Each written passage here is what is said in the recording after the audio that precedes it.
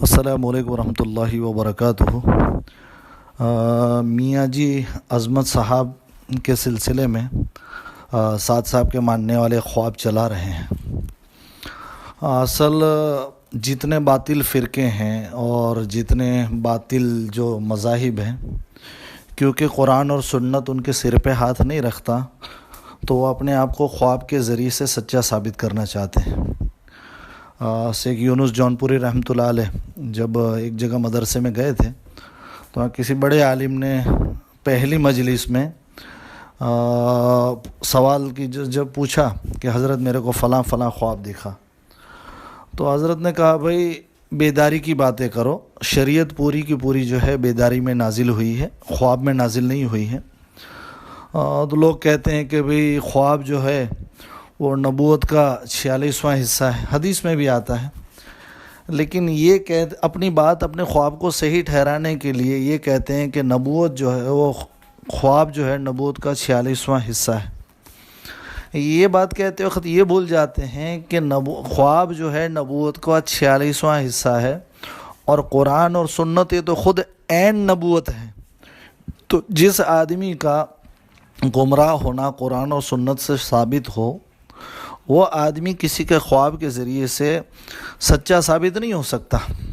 اور خواب کی بھی تعبیر ہوتی ہے۔ اللہ کے نبی علیہ السلام ایک مرتبہ ایک کو آ کے کہتے ہیں ایک اللہ والے کو کہ شراب پیو۔ اب نبی جیسی ذات ہے اور شراب پینے کا حکم کر رہے ہیں، تو اس شراب سے کیا مراد ہے وہ پوچھنا پڑے گا۔ تو سعد صاحب کے ماننے والے بھی ایسی پھینکتے ہیں کہ اس پھینکنے وقت سوچتے ہی نہیں ہیں کہ ہضم بھی ہوگی کہ نہیں۔ آج کل چائنا والی گھڑیوں کا زمانہ چل رہا ہے، تو ہمارے ملنے جلنے والے گھڑیاں پہنتے، تو میں ان کو کہتا ہوں بھائی ڈپلیکیٹ گھڑی پہنو، ویسے پہننی ہی نہیں چاہیے۔ یہ بھی مستقل ایک مسئلہ ہے، کسی کمپنی کا ڈپلیکیٹ مال بنانا، بیچنا، اس کو استعمال کرنا۔ تو وہ پہنتے، تو میں نے کہا بھائی ایسی ڈپلیکیٹ پہنو کہ آپ کے پہننے کے بعد لوگوں کو لگے کہ ہاں اس نے یہ پہنی ہوگی۔ ایسی ڈپلیکیٹ مت پہنو کہ جو گھڑی 14 لاکھ 15 لاکھ کی آتی ہے، اس کی آپ ڈپلیکیٹ پہن رہے ہو، لوگ دیکھتے ہی سمجھ جائیں گے کہ اس نے ڈپلیکیٹ والی پہنی ہے۔ تو سعد صاحب والوں کو بھی اتنی لمبی نہیں پھینکنا چاہیے کہ سننے کے بعد ہی آدمی کو پتہ چل جائے۔ یہ خوابوں کی دنیا، میں اکثر ابھی کہنے لگا ہوں کہ اسلام میں 5 فرض ہیں، 6واں تعویذ ہے اور 7واں خواب ہے۔ اسی میں یہ بس اسلام یہی رہ گیا ہے، کیونکہ ان کا بس چلے تو تعویذ کو اور اس کو اور آگے لے جاویں۔ تعویذ حالانکہ کوئی منع نہیں ہے، لیکن اس کی ہلکی سی گنجائش ہے، لیکن ہمارے یہاں ایسا ہے 5 فرض اور 6واں تعویذ۔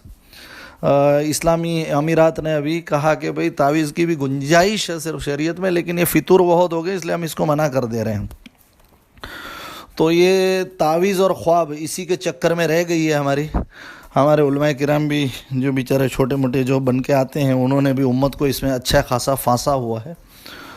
تو اس لیے خواب اور تعویذ کے چکر میں لوگ ایسے، حضرت ذوالفقار صاحب کے بارے میں ہی بات کرتا ہوں، 100 مرتبہ اللہ کے نبی صلی اللہ علیہ وسلم خواب میں، 200 مرتبہ، 500 مرتبہ، 1000 مرتبہ، جھوٹ۔ آپ کہیں گے کیسے کہ اللہ کے نبی صلی اللہ علیہ وسلم نے کہا کہ جس نے مجھے دیکھا، ہاں بھائی دیکھا ہو تب نا، دیکھا تو سچ۔ آپ کہیں گے واقعی میں اللہ کے نبی علیہ السلام خواب میں آتے تو سب سے پہلی تو آپ صلی اللہ علیہ وسلم یوں کہتے کہ میرے دین کے بارے میں جھوٹی حدیثیں بیان کر رہے ہو اور ایک ایسی زندگیاں گزار رہے ہو، تصوف کے اوپر کیسا یہ ڈاکہ ڈالا ہوا ہے، تو یہ کہتے اللہ کے نبی علیہ السلام۔ تو اسی طرح سعد صاحب کے ماننے والوں نے بھی جو خواب چلایا ہے، کہاں امام حسن حسین آ کے کہہ رہے ہیں کہ عالمی امیر، جس کا عالمی امیر ہونا ثابت ہی نہیں ہے، کوئی بزرگ اس کی گواہی نہیں دے گا۔ اور میاں جی عظمت رحمۃ اللہ علیہ کی، میاں جی عظمت صاحب کی نماز حسن حسین پڑھائیں تو زیادہ قبول ہے کہ سعد پڑھائے؟ ہمارا تو عقیدہ ہے کہ ایک ادنا سے نبی کے مقابلے میں کوئی صحابی کا درجہ بھی نہیں ہو سکتا، حضرت ابوبکر صدیق رضی اللہ تعالیٰ عنہ کا درجہ بھی نہیں ہو سکتا، اور ایک ادنا سے صحابی کے مقابلے میں ساری دنیا کے ولی اولیاء بھی مل کے مقابلہ نہیں کر سکتے۔ تو حسن اور حسین دونوں نماز کا کہہ رہے ہیں کہ سعد نماز پڑھائے گا اور اس کے پیچھے یہ دونوں پڑھیں گے، جس کا قرآن و سنت سے فاسق و فاجر ہونا، گمراہ ہونا ثابت ہے۔ تو سعد صاحب کے ماننے والے مطلب ایسی پھینکتے ہیں کہ سوچتے بھی نہیں ہے کہ یہ بالکل جیسے کہ وہ آدمی ڈپلیکیٹ گھڑیال پہنتا ہے نا، 40 لاکھ والی گھڑی پہن لیتا ہے، مہینے کی 15,000 کی تنخواہ ہے، سوچتا بھی نہیں ہے کہ لوگ ہنسیں گے یہ کیا پہن کے رکھا ہوں۔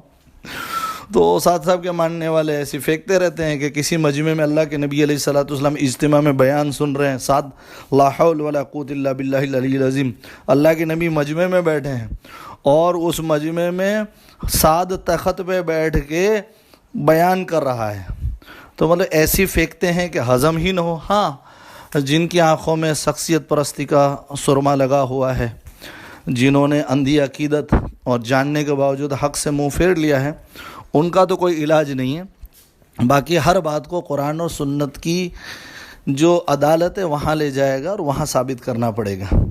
تو بس ان کے پاس خواب ہی خواب ہے۔ قرآن اور سنت، نبوت کا 46واں حصہ خواب ہے، 46، اور قرآن و سنت یہ تو عین نبوت ہے، عین دین ہے۔ جو قرآن و سنت کی عدالت میں ہی گمراہ ثابت ہو جاتا ہو، وہ خواب کے ذریعے سے کہاں صحیح ثابت ہو سکتا ہے؟ اللہ سمجھنے کی توفیق عطا فرماوے، اللہ سعد کے فتنے سے امت کی حفاظت فرماوے۔ السلام علیکم ورحمۃ اللہ وبرکاتہ۔